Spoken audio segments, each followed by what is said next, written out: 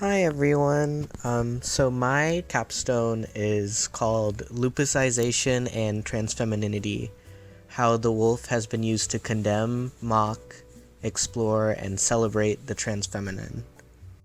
So animalism has been used historically to create a racial and anti-Semitic caricature.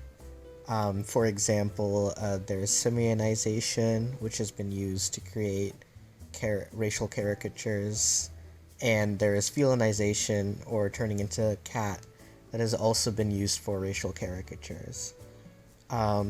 So what I'm arguing is that just as felinization and simianization were used to dehumanize, canonization, and more specifically lupusization, or turning into wolf, is used to masculinize subjects that are desiring to be feminine, specifically the trans femme in all their forms.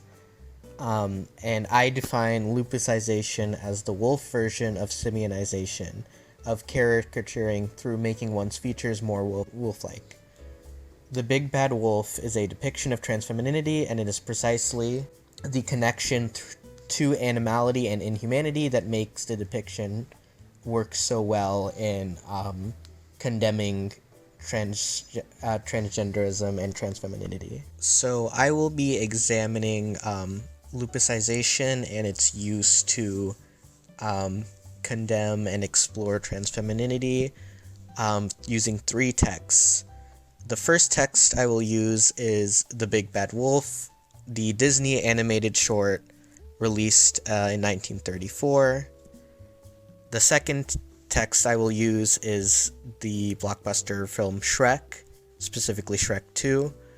And the third text will be the anime series and manga Beastars. The Big Bad Wolf cartoon from the 1930s by Walt Disney is one of the most influential interpretations of the character.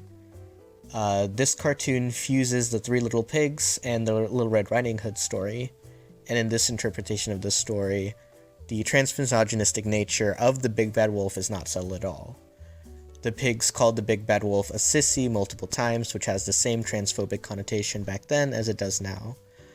In addition, this cartoon adds the wolf having an earlier disguise before the grandmother, a fairy, that also plays into transmisogynistic fears. Both the fairy and the grandma are drawn to accentuate the quote-unquote masculine features of both figures. The stubble of the wolf is very accentuated, just as in many caricatures of trans women, stubble is exaggerated and accentuated.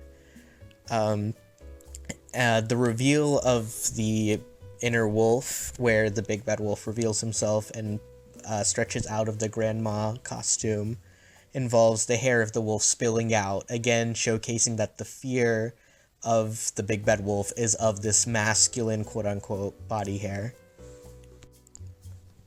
The Shrek franchise has as one of the side characters the Big Bad Wolf, and this take on the wolf is very interesting because it also positions the Big Bad Wolf not as the villain or as a danger or a threat, but rather as on the side of the heroes and aligned with them.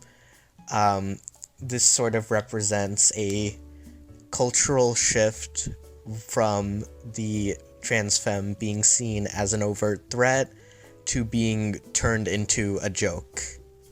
The text I want to focus the most on is Beastars, which is a fictional story about a world where predator animals and prey animals coexist.